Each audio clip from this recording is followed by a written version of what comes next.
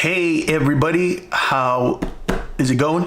I am doing a Q&A because I think a lot of people have questions, specifically negative ones. So anybody have a question about anything, specifically regarding anything negative, anything stealing, joke stuff, anything, just ask away. I'll answer as honestly as I possibly can.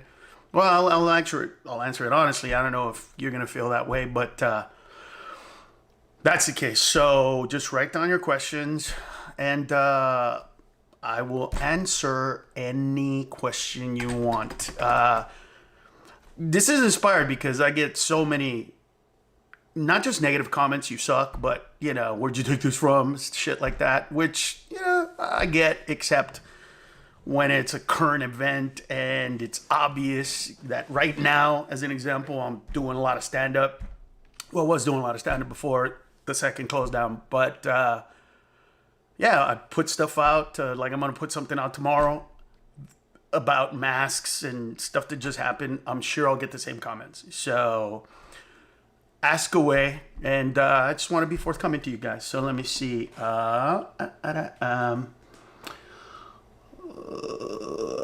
Lost me for a minute. Hi from Florida. How's life? Life is good, man. Life is good. I'm finding myself. I haven't not done stand up for this long of a period my entire adult life, and I started doing stand up at 20. So it's been amazing and difficult, and my drive has been very focused up until recently, because I had a schedule. I go out on the road, I write this, I do a podcast, blah blah blah. It kind of fit. Now there's so much time and getting into doing a lot of stuff on YouTube. It's been hard. It's been awesome connecting. It's been difficult erasing a lot of the comments, just because at some point it just gets ridiculous. But let me see if there's any questions about that kind of stuff, which that's literally what this is more about than anything else. When you come in Arizona from your previous sits, you're good doing? Carlos, Real Madrid. Hold on for a second. Where can we get a copy of your HBO special? Just download it, I think, from my website right now. You get a copy of HBO. You remember about New Year's Eve in Miami this past year? Oh, I love that.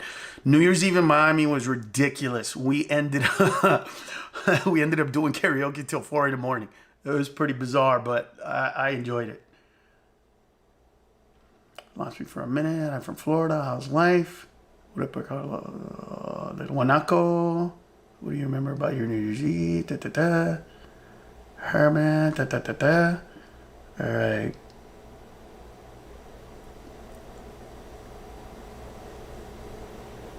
What happened to karaoke? I don't know, man. Should I keep doing karaoke? I feel like it's self-fulfilling, all right? Like, I, believe it or not, do stand-up because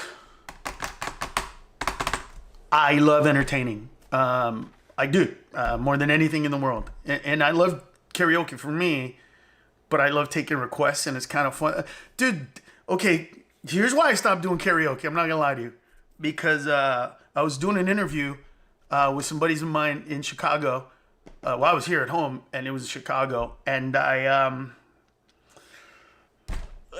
was listening, and they're like, yeah, that's awesome, but you get drunk every time. And I was like, because I kind of have to, because it's not my thing. So I have to be buzzed enough to be like, hey, whatever, you know what I mean? And yet, on the other side, I don't want to promote that I have to get drunk in order to do it. So there you go.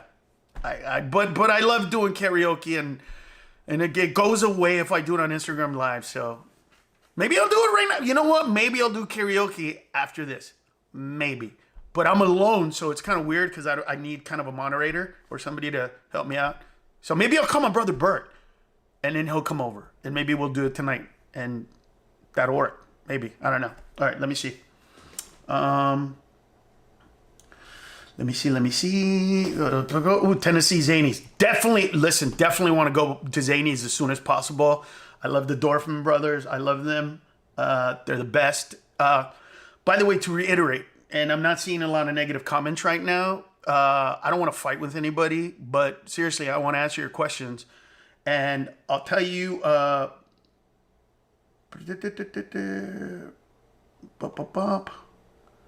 karaoke is great. Oh, okay. Well, that's awesome. We're going to do another special question. What do you think when you say, I'll tell the same joke? Whoa. When I say that all comedians tell the same jokes. Okay, Loquito asked a question. What do I say when all comedians tell the same jokes? So there's this thing called linear thought, right?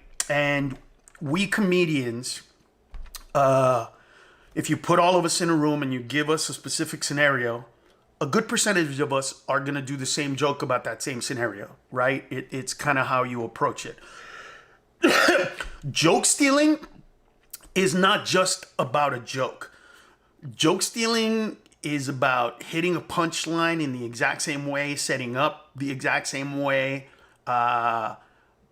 doing it in a way that doesn't look like you because it's somebody else's, and the inspiration of it. So, as an example, to go to something, right? I was accused of stealing a joke from Ari Shaffir about the wall, all right? And basically, it was at a time when they were talking about kicking out illegal immigrants and then building a wall, right? So that joke, mathematically speaking, is, okay, in America, who does a lot of building? Well, stereotypically, illegal immigrants. So you think they're going to get rid of the illegal immigrants and then they're going to build a wall. Who's going to build it? That joke was literally told by 10 comedians. D.L. Hewley did it. Paul Rodriguez did it. Lopez did it. I did it. Ari did it. And there's some others. That's linear thinking. I think that joke is so easy to tell that it's just one punchline. There's nothing contrived about it. There's nothing that mixed about it. And therefore, that's a joke that's hard to say like somebody. It's more complex jokes, right? Oh, here's an example, a good example on my behalf, right? Hold on for 2 seconds. Okay, so what was I talking about? Let me think of a good example of that. Oh, okay, here's a good one. When I was doing Mind of Mencia, when a movie called, was it Angels and Demons? No, The Da Vinci Code. When The Da Vinci Code came out. So the Da Vinci Code, basically as the movie said, that Jesus was married to Mary Magdalene and they had kids who are alive today. So the whole premise of the movie was that Jesus was married to Mary Magdalene, right? So I did, on Mind of Mencia, a bit inspired specifically by that moment in time, right? So it turns out that Sam Kinison did a bit about what if Jesus was married too, but his was created as a joke from his mind. I don't know that anything inspired it. I honestly, since then, have seen the bit, before that. But here's the thing about Mind of Mencia. We had like 10 writers. And so when this came up and I brought it up, we all were like, hey, should we touch on this? Is this something that we can't touch on? And it was like, no, this is inspired by this. It's different and we're going to act it out and we're not going to do the same kind of stuff or whatever. So in that one, you can either say, fuck you, Carlos. You're a lying piece of shit. You know you stole that fucking joke. And nobody ever in comedy can do a joke about Jesus being married to Mary Magdalene because it was done before. Or you can believe me in that I was inspired by a movie to do a joke that movie said and put it on Mind Mencia. Look at those two different jokes, look at the two different ways, and then you say to yourself, I believe this or I believe that. You know what I mean? It's up to you. But when comedians tell the same jokes, look, I've had people say to me, I don't care that you steal jokes, you do the jokes better. That's not what I want. That's not, I appreciate it, but no. I want you to believe that the stuff that I'm talking about is legitimately coming from me. I've gotten in trouble. I've gotten banned from cities for jokes. I couldn't imagine getting banned from performing in Laredo or because, you know, I want to do somebody else's joke. But, you know, we all, this is a very complex issue, but there you go. That's your answer. With the pandemic, hell yeah, that was fun. Was your next comedy event? Things to show you. Okay, question, what do you think about that? Are you gonna? James Gregory, Saturday night. I'm going. Stardom. We need Carlos. Oh, the Stardom. I can't wait to get back to the Stardom. Seriously, man. Bruce, big Bruce. I miss you, Bruce. What do you think about Trump once again? We make a Netflix show. You did a Trump, bro. You know what? For all of you guys that keep telling me to do the Joe Rogan podcast, it's not my podcast. I can't just be on a show. So, for the record, for the umpteenth time, I have never said no to an interview. I would not say no to that interview. And whatever that would entail. And I wouldn't have conditions. So there you go. Stop telling me to be on his show. If you're fans of his, why don't you tell him to ask me to be on the show? And then if I say no, then chastise me. But I can't be on somebody else's show. That's not my show. That would be like if I had Mind Mencia and you were saying to somebody else, hey, why don't you just go on Mind Mencia? That's not the way it works. So I don't have a problem doing it. You know, like I said, with no conditions. Never have. I'm asking you right now to ask any question you want. So go for it. Carlos, what are your thoughts on Trump? I don't want to answer Trump. What are the feelings on Bobby Lee today? You know what? I'm not going to talk that much about Bobby Lee because I want to. He and I talked, and we're going to be on the show. I love Bobby, man. I love Bobby. You know the funniest thing? The person I am off stage is so different than the person I am on stage. You know, the character, so to speak, the persona. Do you want me to tell you the one thing that always used to bother me about Bobby Lee? And you're not going to believe what it is. This was it. And you can ask Bobby, by the way. I would sit down with Bobby. Usually, there were a few of us, but with Bobby, you know, because after shows with young comics, I kind of sit around, talk to them about their comedy, talk to them about their bits, add punchlines to their stuff, you know, make their stuff better or funnier, you know, give them advice. Or sometimes they take it, sometimes they don't. But with Bobby would always say, dude, stop. I'm never going to be as funny as you. I'm never going to get the reaction you get. And I would get so fucking upset that I remember one time I walked out of I think it was a Waffle House because I was just so pissed off. It was like, look, even if you don't have the talent to be, you know, Michael Jordan or LeBron James or whoever that person is, you got to strive to be that. And so that's what, you know, that was my only issue with Bobby in a negative way. Listen, here's how much I love Bobby Lee, and ask him about this story. We were in Tulsa, Oklahoma, eating across the street from what was then the comedy club. And a cop drove by, made eye contact with us, busted a U-turn, came inside the restaurant, looked at Bobby Lee and said, "You ain't from around here, is you, boy?" And I was just fucking floored. And I boycotted performing in Tulsa, Oklahoma for I think over a decade because of that moment. That's my relationship with Bobby Lee. I love him. And I stopped going to a city because of the way they treated him. And I thought it was racist. And I hated the fact that it made him feel the way it did. And when he said, fuck, I'm never coming back, I said, well, then I won't come back either. That's how much I love Bobby. So, always. Carlos, you influence in life heavily. Debtor is accused of stealing jokes without you. Wait, Carlos, you influence my life heavily. I don't care if people...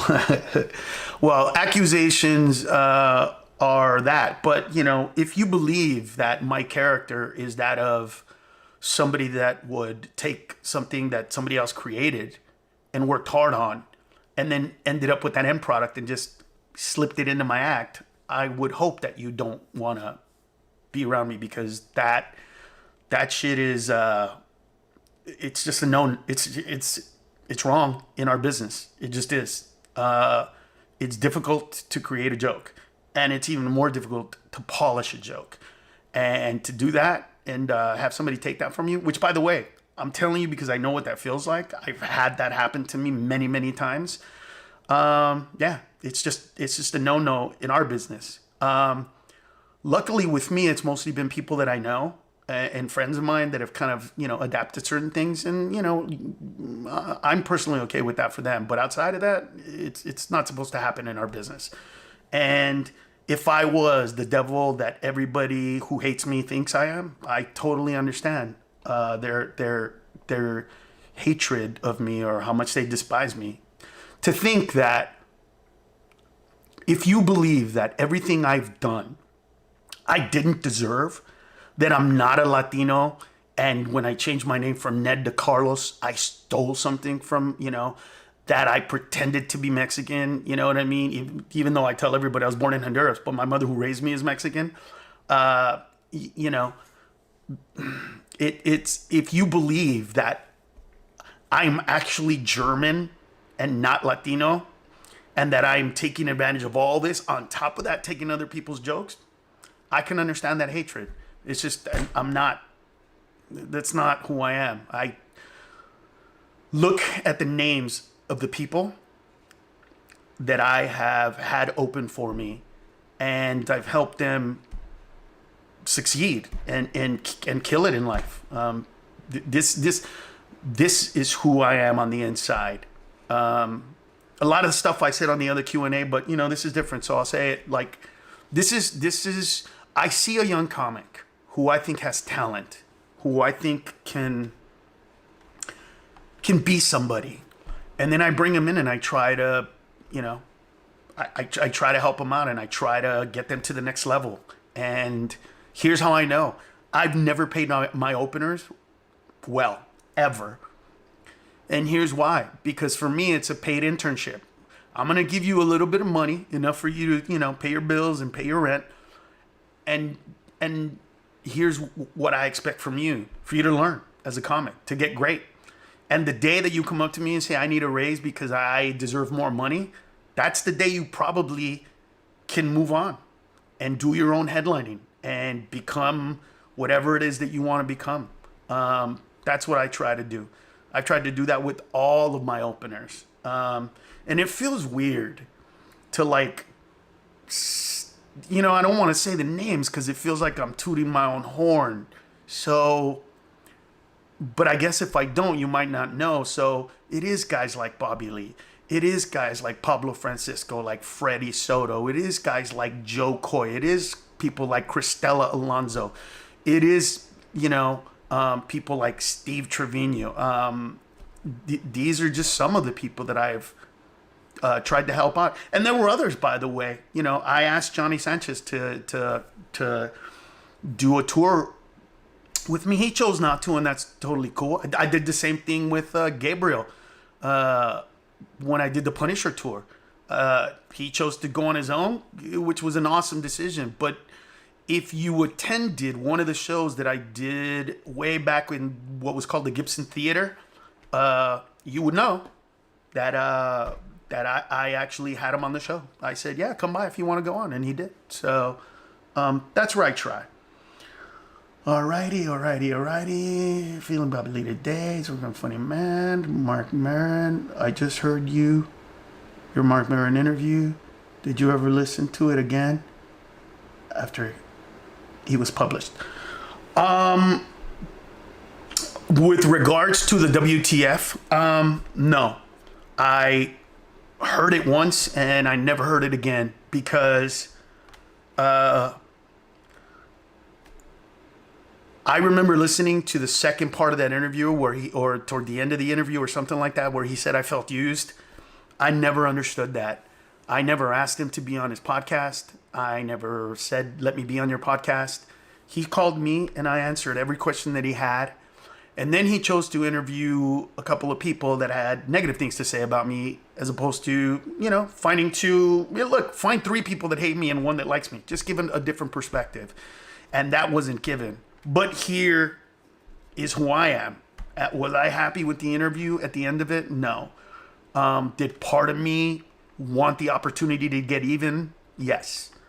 But I don't know how long after I did a show, Mark called me and said, hey man, can they call you from the New York Times? They're doing an article about my podcast.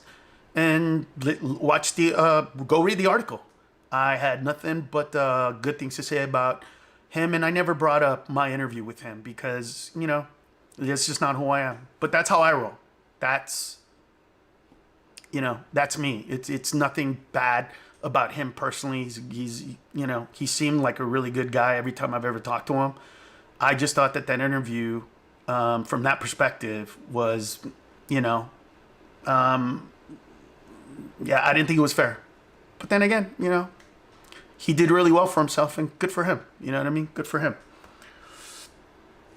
Are you making another Netflix? I'm not making a Netflix special as of yet, but I am putting out little pieces of a special that within a few weeks I'll put out as a whole. But right now, last Friday I posted one, and tomorrow I'll post another bit of Mencia, which are little excerpts that came out of a special that I recorded a couple of weeks ago in Miami, Texas, and in Phoenix. Yeah, the 3 states that are having craziness. Right before that, I performed there. So put that on your schedule. Come check out the material that I'm doing. It's really fun. I'm ready for a Netflix special. Sorry. Are you still married? Yes, I am still married. Hi, Carlos. Hello to my husband, Albert. That's awesome. Let me see. If you come to Texas, I'm going to your show. I always found it odd that Joe would roast Carlos on a spit, yet give Amy leeway. All right, that's. I'm not going to talk about other comics like that. The person that brought me up and Amy, not my thing. You were like fucking ball.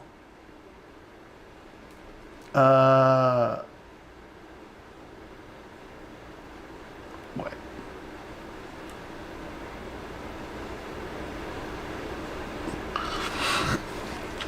Tony Sanchez, ask a question, bro.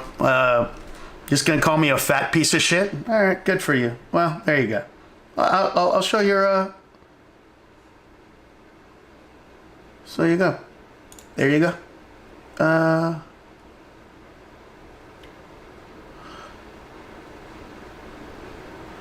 Wow. That's Tony Sanchez saying that he's gonna come to my show and fuck my shit up. Really, Tony? If you come to my shows, hopefully you'll watch and be entertained. But if not, you're just so you know, bro. Don't talk about the fact that you might do violence upon somebody else on the internet, Tony Sanchez. Just so you know, bro. You can get arrested for that. Seriously, I've had people that have had to go to jail for saying shit like that. So you might want to just chill on that. And I'm being very serious. Yeah. saying that you're gonna beat the shit out of somebody. All right, so you go. But I'm not blocking you, Tony. So if you got something to say, ask it.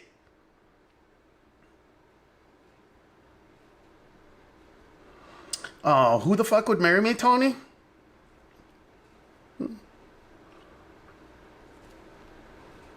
Laugh out loud. So what you're telling me is you took the RDNA to those. I took the Rona to those cities. No, I already had it, bro. So I didn't do that. What do I feel about Jim Jeffries? I fucking love his shit. Oh man, when I saw his first special, and the first one I ever saw dealt with religion and how he dealt with that and how he traversed comedically a subject like that. Astonishing, man. One of the funnier dude. Wow. Yeah. For me right now, I don't know that anybody makes me laugh or impresses me more than Jim Jeffries. Amazing, amazing talent. I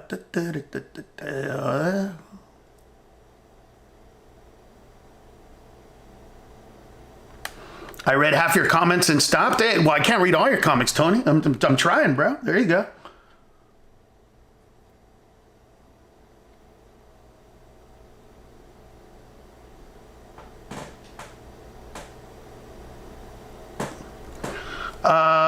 You know what, Tony? This is the shit that begins to really piss me off. I'm actually mentioning your name. I'm actually talking to you. I could have just hid you from the conversation. And yet you act like I'm ignoring you because I didn't read every single comment that you wrote. Porque lo hiciste en español. Puedo leer y escribir el español, pero no vi lo que escribiste. All right, dude? Just so you know. There you go. There you go, Tony.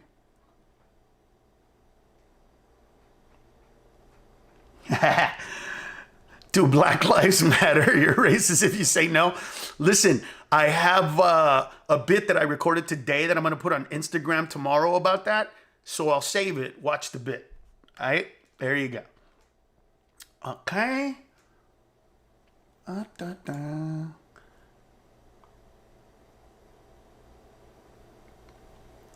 Oh, thanks, man. Doing the top of the crew. Am I a UFC fan? I've never really got into UFC. I'm not a big kind of violent guy in that respect. And when the MMA first came out, it was pretty bloody and it was crazy. I think now it's very, very much a technical thing. But between us, no bullshit. It's very difficult for me to listen to Joe's voice, knowing that here's a guy who has tried for over a decade.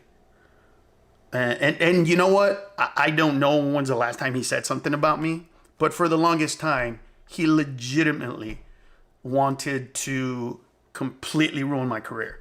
Completely.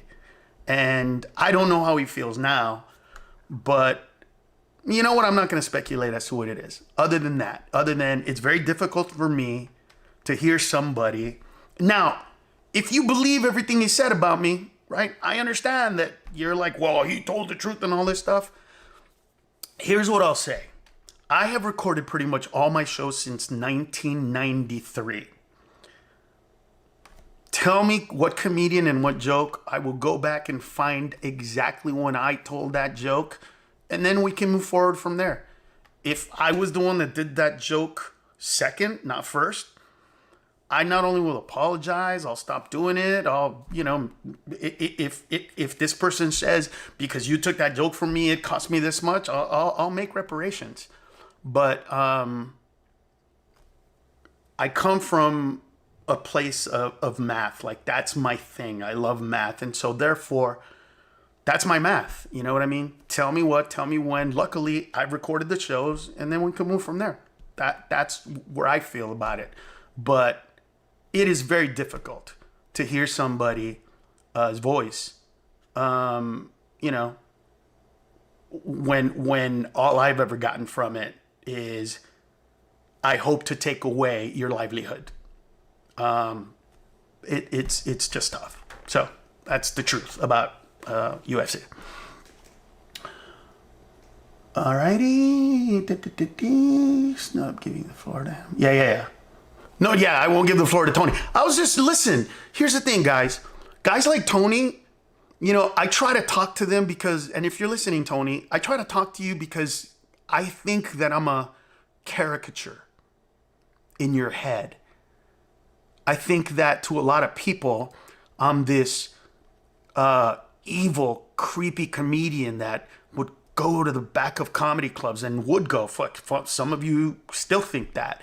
And I have a pencil and a pad and I'm watching every comedian and every joke that's funny. I'm like, ooh, it's a cartoon version of, first of all, if I was that person, I would fucking hate me. But not only that, I think I would have been just and I'm not talking about the internet. There's a guy that just said he was going to beat the shit out of me if I ever went to Texas. Didn't say why, didn't say I'm a comedian, didn't say I did anything. This version of me created in their head is so fucking negative that they feel they need to beat the shit out of me. And by the way, the first show I did coming back from quarantine in West Palm Beach, Florida, almost didn't happen because somebody called in a bomb scare. So when I showed up to the club, the bomb squad was there, the cops were there, the dogs that try to sniff out bombs, they were all there looking for a bomb because they thought that whatever that phone call was credible, and it was made to the police, not to the club. So look, I know that a lot of you will say, come on, if he really wanted to do it, he wouldn't have done it, he would have called, that's fine. But somebody legitimately called the police to scare or to do. And what was the end purpose of this? For me not to go on stage and be funny. This is the kind of creation in your head, some of you, that I'm not trying to fight. I just want to fill the 3, 4, 5-dimensional human being that I am, as opposed to this one-dimensional thing that you think is the most evil on the planet. And I grasp that concept. I really do. But that's just not who anybody is. Your thoughts, Tony, got you. What he wants.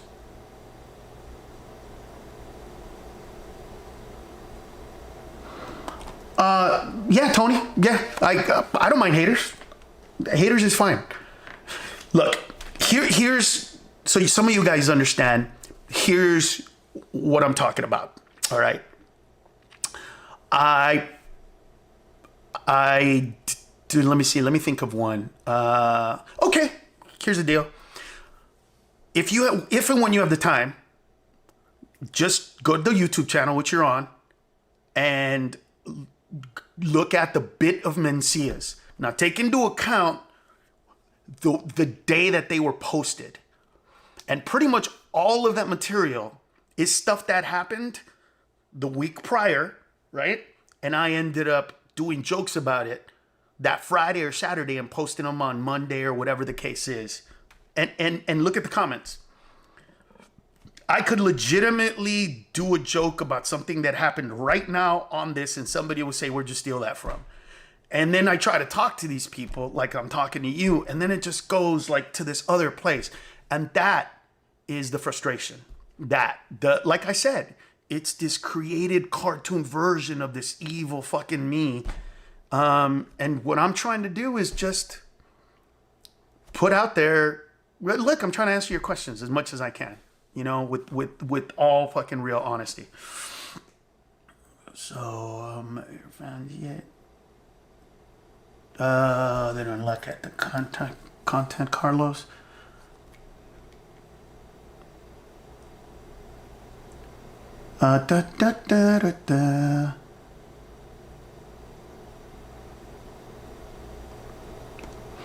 Is Tony a reflection of my friends? No, Tony's not a reflection of my friends.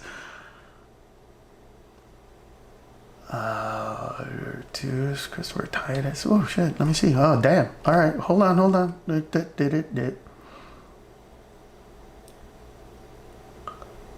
God bless the universe. How am I with Gabriel Iglesias? Oh, I love Gabriel, man. Fluff, like I said earlier, when he wasn't big, I asked him to do the Punisher tour with me in 2006. So that's how much I love and respect him. Oh, always. Even, I'll tell you a story, by the way. And this is part of the reason why some of the comics fucking hate me. And deservedly so, based on this little moment. But I'll be honest with you. And this goes to how I feel about Gabriel Iglesias. Me and a bunch of comedians, no named Latinos, were in San Antonio doing this thing called the Latino Laugh Festival. And it was about 11:30-ish, maybe. And I wanted to host the midnight show. I just wanted to host it. It wasn't, anything that I had to do. I just love doing stand-up. And there were about 8 of us there. So I said, I'm gonna go host this show. And all the comedians pretty much were like, why are you going? I don't understand.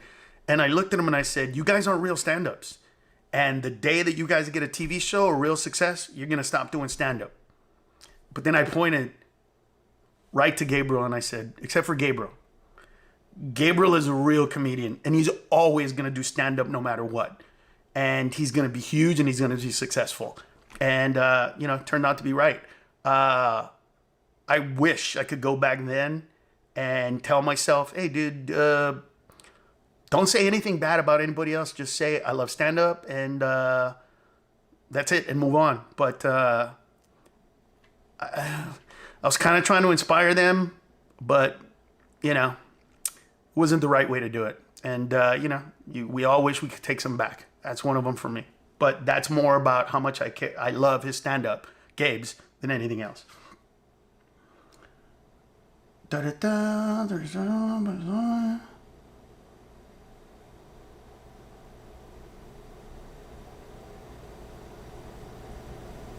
Okay, thank you.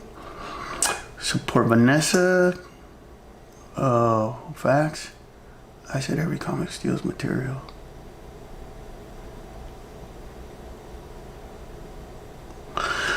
Listen, all comics don't steal material. That's not the way it works. So let me explain to you people how comedy works. When we first start doing comedy, right, we emulate those that we love. So if you grew up thinking Carlos Mencia is the funniest, you're probably going to end up smacking yourself on the head with a microphone or saying some version of titiri, whatever that version is for you. It'll be like, oh, good, whatever that is. And you take on mannerisms.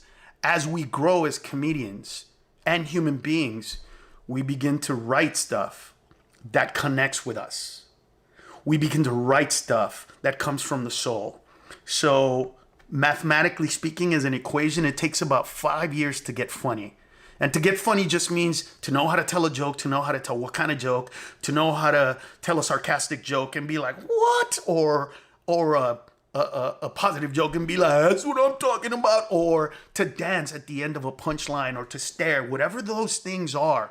Or to say stuff like, hey, some of you in here or nobody in here, or let me tell you about me. Or little tricks like, listen to when comedians go, they're talking about their experience, but they universalize it by saying, you know how when you're driving, so they'll go like this. I was in the car the other day. Let me tell you what happened. You know how when you're driving, so that experience about me being in the car all of a sudden becomes about how you are like me and I'm like you. I tend to not do that style of comedy. I tend to do the style of comedy where this is my opinion, this is my story, this would happen to me. I don't know how you would approach it, but this is how I approached it. And I want you to laugh with me or at me, but I want to give you that. I don't want somebody to be like, no, I don't know what that's like. I've never done that. And so if I'm talking about some shit that I did and you've never experienced that or you don't understand that, you can still go, yeah, it's fucking funny though. I can't believe that happened to him. So that's kind of how that works. All right. Da, da, da, da, da, da, da. Alrighty. Do you feel it? Up, up, up, up.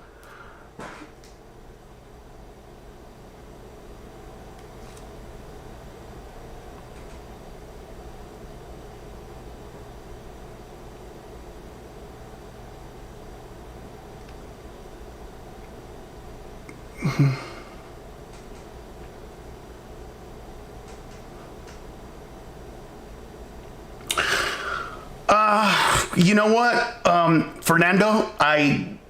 That's a question that only has negative things come into it. And the one thing that I've learned in these past few years is once I made a decision to not go negative back, and it went past months and years, I can't go back.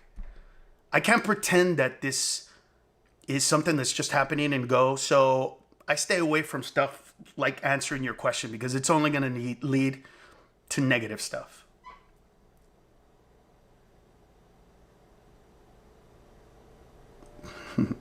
Nope.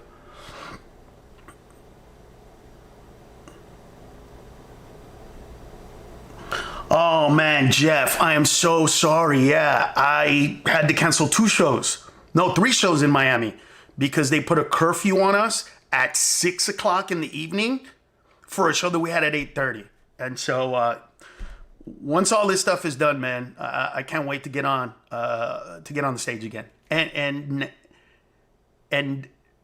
yeah, I just can't wait. So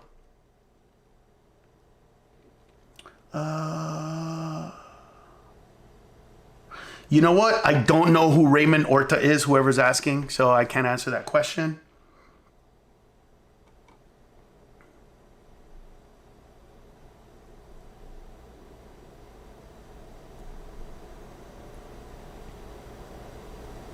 Would I ever do a tour with Chris Titus? Oh God, I love Chris, man.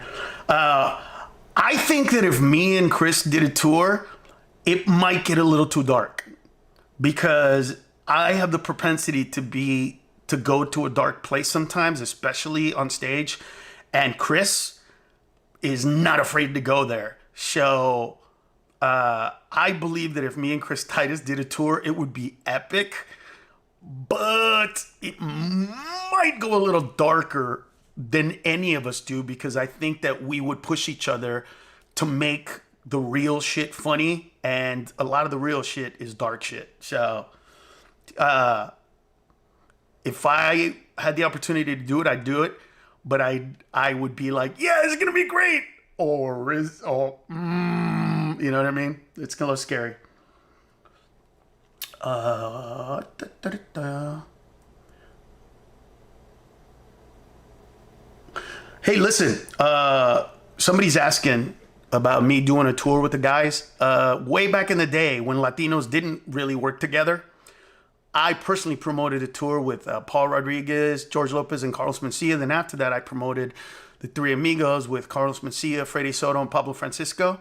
And I believe that a day will come not too long from now where me, Gabriel Iglesias, let me see, Lopez, of course, Paul Rodriguez has to be a part of it, and maybe there's room for 1 or 2 others in there. You know what I mean? I don't want to say names, but yeah, I would love to do that tour. That would be awesome. Here's the problem with doing shows like that, right? With all Latino comics, that we would have to get together before and kind of really like be honest about what kind of stuff you want to talk about. Because if we start talking about the Latino experience, we're going to end up talking about similar or the same stuff. You know what I mean? Because if you grow up like that, you grow up like that. And so aside from having that talk and saying, hey, this is what I want to talk about, you talk about this, you talk about that, or whatever it is, I think I think the audience, the Latino community, deserves that show hugely. Okay. I like the video. Hapler.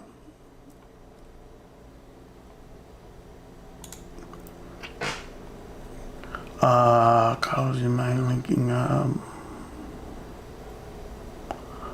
Can you upload a video for your show?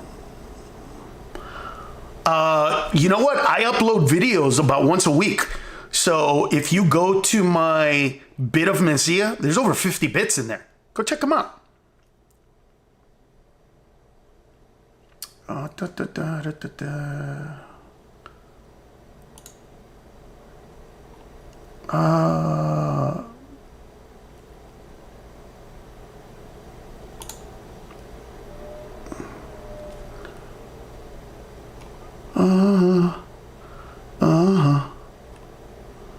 What?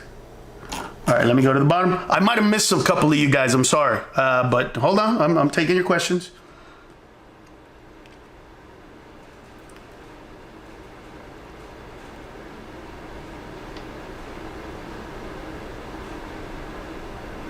Me and Bobby are great, to reiterate. Love Bobby. We're doing great.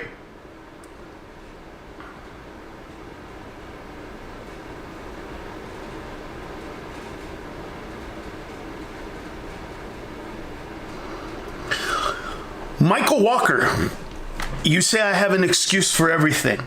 I don't understand what you're saying. There is no excuse. I've created no excuses whatsoever. What I've said is, people like you believe what you want to believe, right?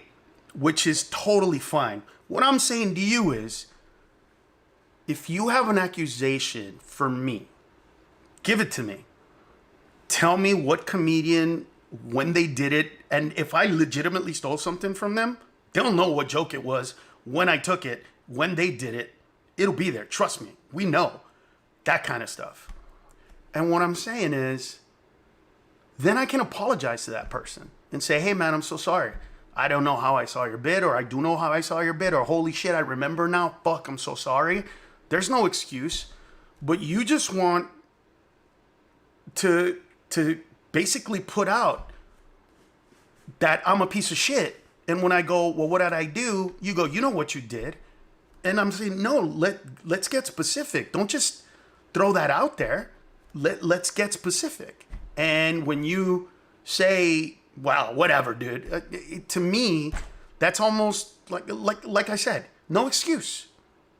All I'm saying is, let me know so that I can legitimately say, hey, I get it. This is it. Comedian so-and-so, I'm so sorry. You were so right. By the way, did I take money out of your pocket? I did.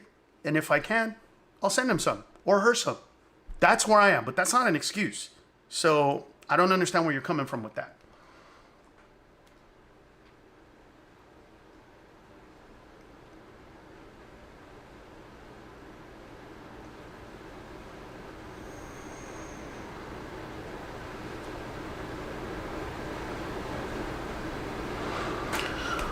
All the best. All right. Get a taco well. You change to the Bill Brown show. I really didn't go. Have you ever thought of? No. No. No, I've never thought of suing anybody. And if that was to happen, it would have happened a long time ago. But no, I thought it was freedom of speech, just like anything else. It's just because I didn't address it way back in the day, which, for you people that don't know, when all this stuff went down, video was posted and all that, I paid a lot of money for people to give me advice on what to do, and everybody's advice was, be quiet, don't address it, it'll go away. Huge mistake. One of the biggest mistakes of my life. Huge. And because of my lack of response, especially on the internet, it just all became more and more real. And like all stories of the past, they got bigger and bigger. Instead of he took one joke, he took 8 jokes, then he took 10 jokes, then it was all of his act. And it just became this thing. And where is the truth? Well, I'm trying to reveal it by saying, let me know what comic. Thank God I legitimately have recorded shows. I can legitimately go back to my archives and find this and straighten it out. And if need be, do not only an apology, but reparations to whatever comic that is if they feel like they deserve it. Talk about you. Have you ever thought of that? Pauly Shore. Oh, I love Pauly Shore. Pauly, love him. Have nothing but good things to say about Pauly.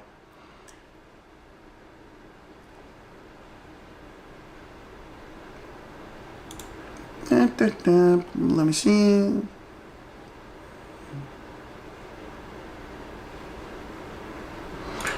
Okay, let me see. Going. Sorry, guys, I'm reading what you guys have to say. All right, let me go to the bottom and go back up. Let me see. Why do I look like your father? That made me laugh. And by the way, I know that, normally when I do specials, I don't laugh at my own jokes, but in real life, when you come and see me, I do, especially when the material is new. So the stuff that I'm going to be putting out for the next weeks or months, a lot of it is going to be me laughing, because a lot of those jokes, it's the first, second, and third time that I've actually told those jokes. They were all written after March, when we all went into COVID. So,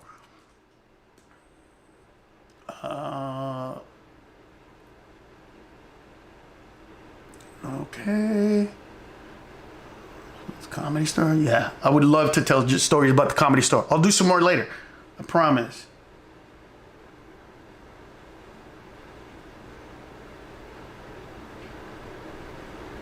Okay.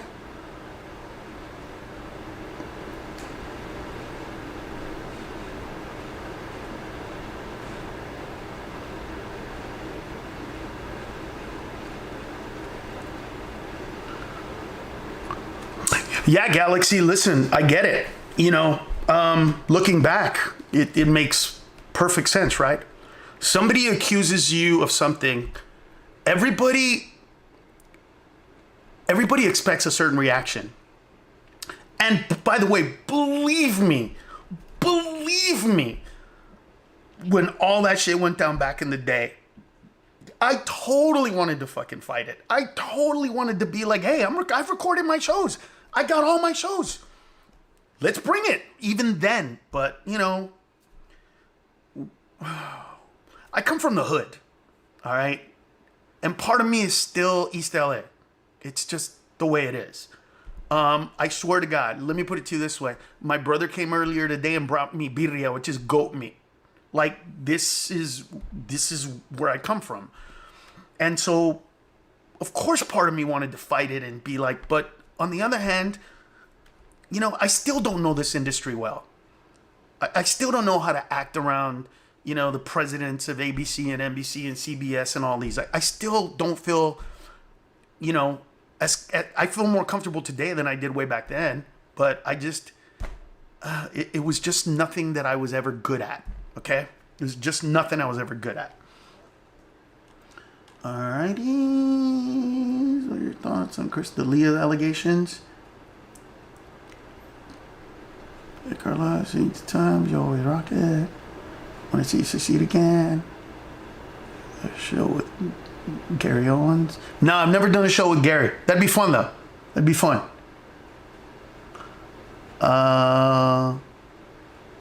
Let the karaoke begin. If I don't do karaoke today, I'll do it tomorrow, I promise.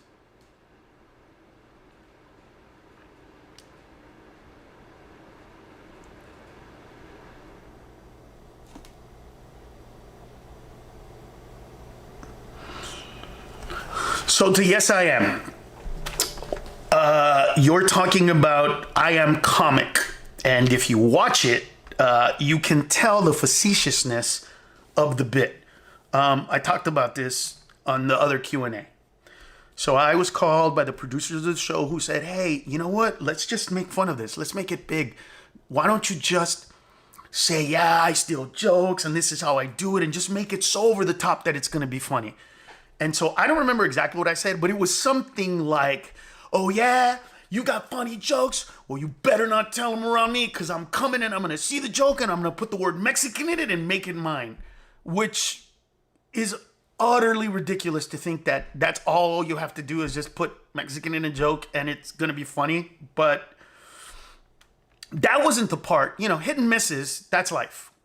The part that bothered me was one of the producers who actually asked me to not only be on the movie, but to do that specific thing. When he was doing an interview, he was told, like, can you believe that Carlos did that? And he went, oh, I think that was tongue in cheek.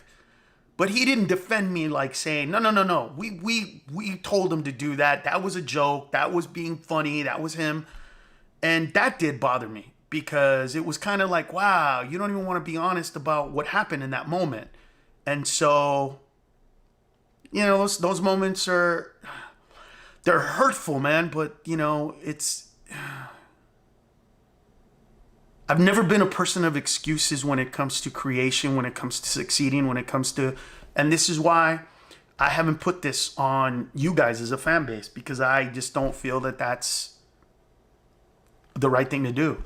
I feel like, you go out there and you bust your ass and you do your thing, and maybe I'm wrong with that. Maybe I should ask for your help as fans more, but it's just difficult for me to tell you to fight battles that, I actually feel bad for fans.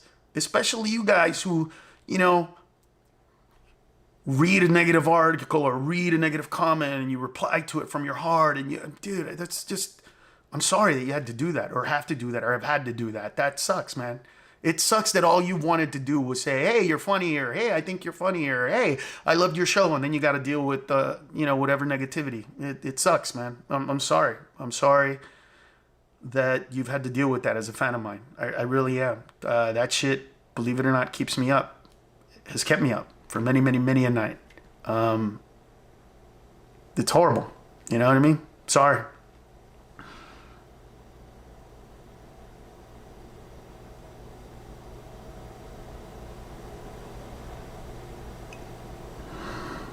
Okay. What's up? Mexican culture is never funny. That's funny.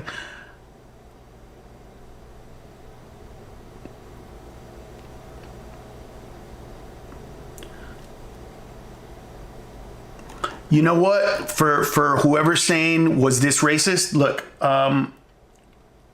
hold on for 2 seconds. How do you do with being past your prime? Oh, somebody said, how do you do with being past your prime? As a comedian, you're never past your prime. As a comedian, we're of thoughts. And so, as a young comedian, guys like Rodney Dangerfield weren't as successful as when he died, which then he was huge. So for us, there's no prime. It's all about this and your ability to execute whatever jokes you think you can do or get away with or whatever that is. You can choose to talk to everybody or you can choose to talk to specific people. You can get older and talk about old people, or you can just talk about things that are happening or things going on in your life. If you're only talking about yourself, the older you get, the more you're bound by your material because you're bound by what's around you and the things that you're dealing with and, your age. But if you're talking about what's going on in the world and just creating commentary, that you can do until you die, just like George Carlin. I mean, died a couple of months or weeks after he did a special. So you can do, jokes until you're dead pretty much, So I think there is no prime when it comes to comedy.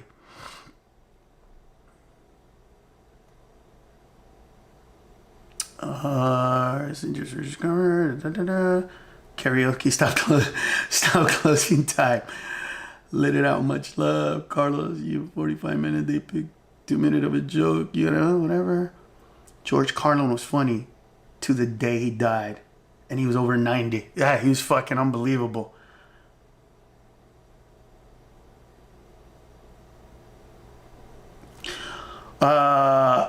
Ibrahim, you're asking if I felt betrayed by my friends. I haven't gone there yet. I haven't gone there yet because I take on this pain myself, right? Like, it's been 15 years pretty much since all that shit went down. And I, up until recently, haven't put this on you guys as fans. This is not my style. I take on responsibility.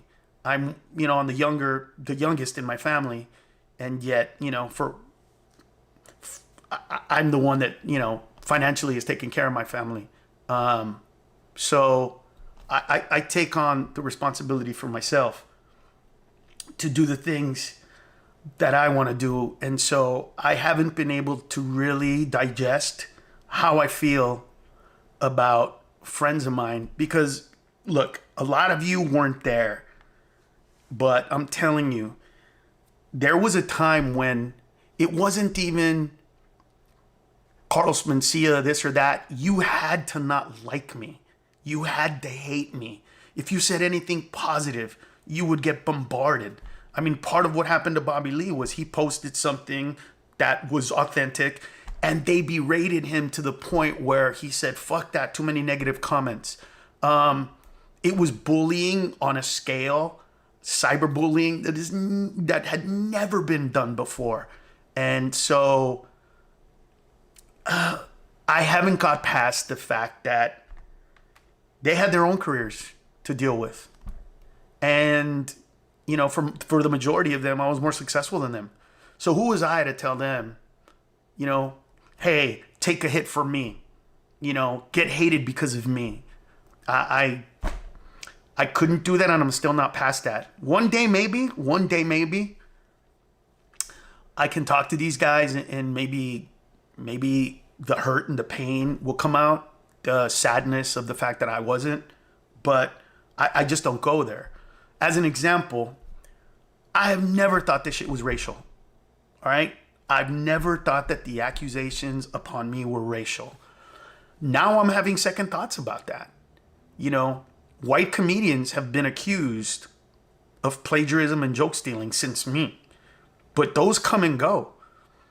Shit, I get more hate on the internet than comedians that have done in not too recent past some really fucked up shit. So white comedians get accused, but they don't get chastised the way I do. I don't know, man. In some ways, it's beginning to feel like, or at least there were moments where I felt like, wow, is it because I'm a Latino? You know what I mean? Like, I don't understand that. So, I don't know. It's up to you guys to judge, but it has felt a little bit like a double standard of the way I was treated when accused of joke stealing as opposed to others. That does and has felt like, wait a minute, why so hard with me? But I'm sure somebody has an answer, and if you do, let me know, please. That's what this is all about.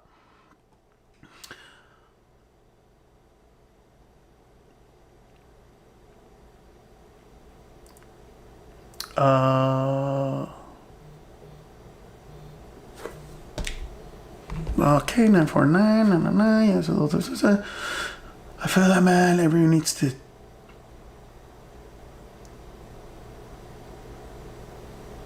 Yeah, I guess so. Bobby Lee are talking trash on his podcast. No, Bobby says what he says, Bobby Lee, but he always says I love him. Look, I'm gonna be on Bobby's podcast pretty soon, and all this stuff will be cleared up for you guys, all of it. And I can't imagine that it's not gonna be, honest and heartfelt. I'll probably cry at some point, but it'll be real. It'll be real.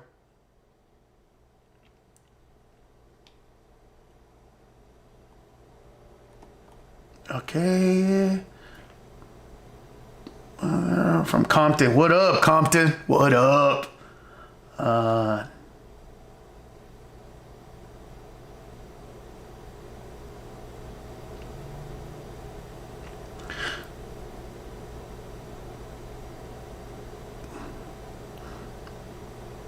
Are you aware of the huge interest in you facing Rogan on his show in a conversation? And Sharing the truth. No, I have no idea, man. I have no idea how big that would be. I have no idea. Here's what I do know. I have never said that I can remember anything bad about a comedian, like on go look and see where I say this guy sucks or that guy's a piece of shit, or I just don't do that. That's not where I come from. You know what I mean? I grew up in the hood, and not that, it wasn't snitches get stitches or any shit like that, but it was like, hey man, you don't tell the cops, why are you fucking me with me? I only have a joint. That guy over there is selling coke. You just don't do that. And so that's not something that I'm willing to do as a human being on this level. It's just not who I am.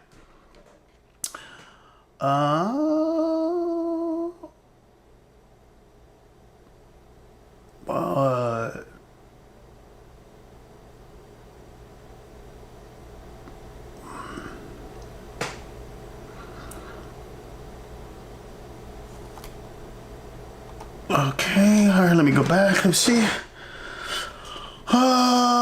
Till I started to learn Spanish. Carlos, out of sight, out of mind. So with me. Oh, Theo Vaughn. I've done some work with Theo. He's amazing, man. I love Theo.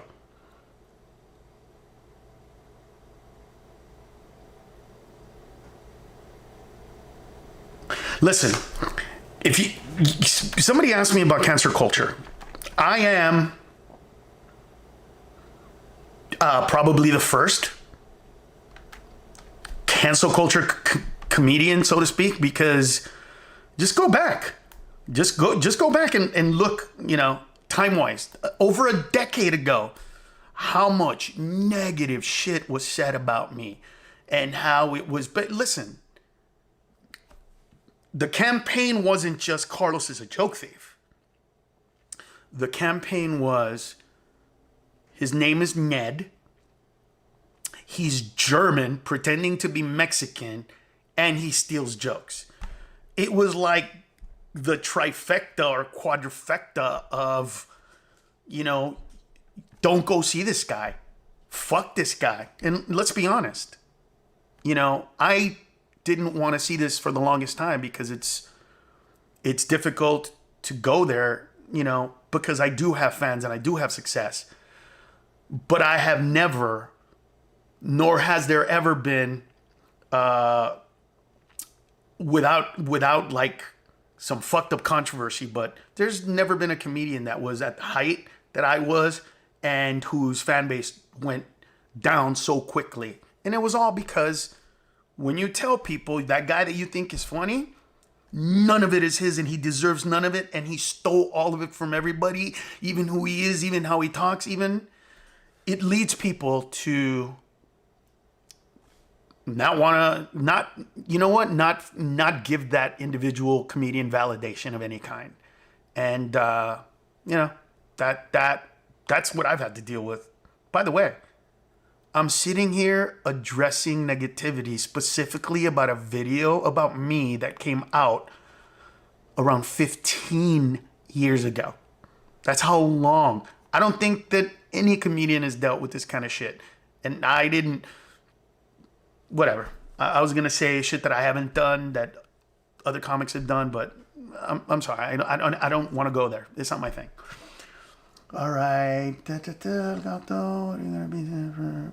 Talking about like, dude, stop stealing my tag time. Your college, did you need anything specific before writing a set or going on stage? Before I go on stage, I can't eat anything because I have GERD, which is gastroesophageal reflux disorder. And before I go on stage, my body, my heartbeat, my everything just speed up so much. My metabolism, everything that I produce, stomach acids at that moment. And I just get so amped up before I go on stage. So no, I can't eat anything. Ask my brother Albert. He'll tell you about a time where we were performing at we were performing in Denver, and I get there and he looks at my shoes and he goes, "The fuck is that?" I go, dude, I just threw up because I ate some sushi across the street. And then after I ate, I started getting so nervous, I produced the acids, and then I had to throw up. So that's happened a few times. So I can't eat right before shows. I just get, I throw up sometimes.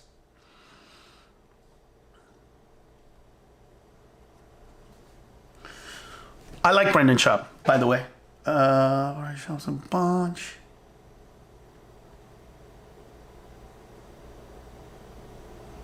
Yeah. That's like saying that a half black comedian is not black enough to do like comedy. You're doing cancer culture. Soccer trophies. Soccer trophies? Oh, I got one up there. I think you can see right there. Right? Is that that right there is one of my soccer trophies? The other ones, you know what, man? My mantle is filled with awards and stuff that I got, but recently I realized that like this, right? This is okay, but this is not, for me, this is not about being here. It's about going to the past. That's what that is. That's all the stuff that I did. I want to get rid of the majority of those, put them in a box or something, and get ready for all the future stuff that I'm going to put up there. It's all in here, man. It's all in here. All right. Okay. Hold on. Upcoming specials. Who were you at the height of your career?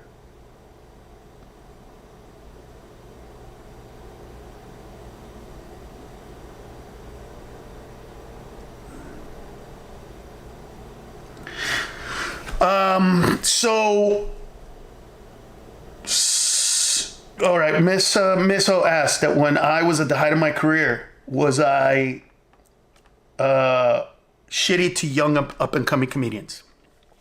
Okay. The answer is, from their perspective, yes. Okay? At the time, from my perspective, no. Today, I get how they feel. So here's what I mean. When I first started as a comedian at the Comedy Store, I pretty much legitimately started at the Comedy Store. Well, when I started performing there was a pattern. There was a list of comedians that were supposed to go on that night, and then anybody with a TV show or with some good success, whoever that is, excuse me.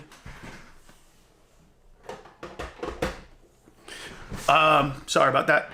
Whoever if Robin Williams came in, he went on. If Martin Lawrence came in, he went on. It didn't matter. Any comedian that had some level of success, where I think the litmus test was pretty much, if this guy goes on stage, is this audience gonna go, oh shit, can you believe who's here? That kind of a thing. And so I got bumped my whole young comedic life. That was just a part of it. I can honestly tell you that once I started getting okay at comedy and I wasn't like what they called a non-paid regular and they gave me regular paid spots at the Comedy Store, I can honestly tell you that there wasn't one time, not one, when I went on at the time that I was supposed to go on. The majority of times I had like an 11 o'clock spot. I'd go on at 1, 1:30, 2. Sometimes after 2, we'd be there till 3 in the morning because I waited on long. So that was my youth as a comedian. And so what I learned was, oh shit, when you become popular, you get to come in here and bump people. And when I became popular, that's exactly what I did. The difference is that the generation of comedians that came in through the mid and late 90s, they were not like me. You know, I am like the older generation. Pay your dues, bust your ass, and then you can do it, right? The younger generation was like, wait a minute, I have a spot. I don't understand why I'm getting bumped. I'm on the list. That person's not on the list. Why doesn't Carlos just call in? And then he can be on the list, and then I don't have to go on later. Well, here's the problem. When you're at the height of that career, right? when you're at a moment like that and you call into the Comedy Store, right? Because one time I called in the Comedy Store, I said, I'm coming on Saturday. They go, oh, okay, we're going to let everybody know. And then I didn't show up because other shit happened, you know? I ended up with Rick Rubin, and we ended up going somewhere and hanging out and talking and blah, blah, blah, blah, blah. So I wasn't going to stop doing that to go do a spot. So then people got pissed off and wanted their money back. So then the Comedy Store said, like, well, let us know if you mind. And, you know, it got all weird. But the truth is that, yes, when I had the chance to bump people, I bumped them as I was bumped. But I guess this is kind of like, it's kind of like, you know, if you're a kid and your parents beat the shit out of you and then you beat the shit out of your kids. It's not a good analogy because there's beating a child, which is bad. But somewhere in there is like that, you know. I wish that I would have been aware enough to go back in time and to say to myself, like, hey, man, things have changed. Change with it. But I didn't. And so if they feel like I disrespected them, that wasn't the case. But I understand why they felt that way. It was just the way it used to be. And now it's not the way it is. So there it is. All right. Emperor Hirohito. Oh, God, I love that joke. Great comics around at the time in the year, like Bill Burr, etc. Seem to avoid totally jumping on that bandwagon.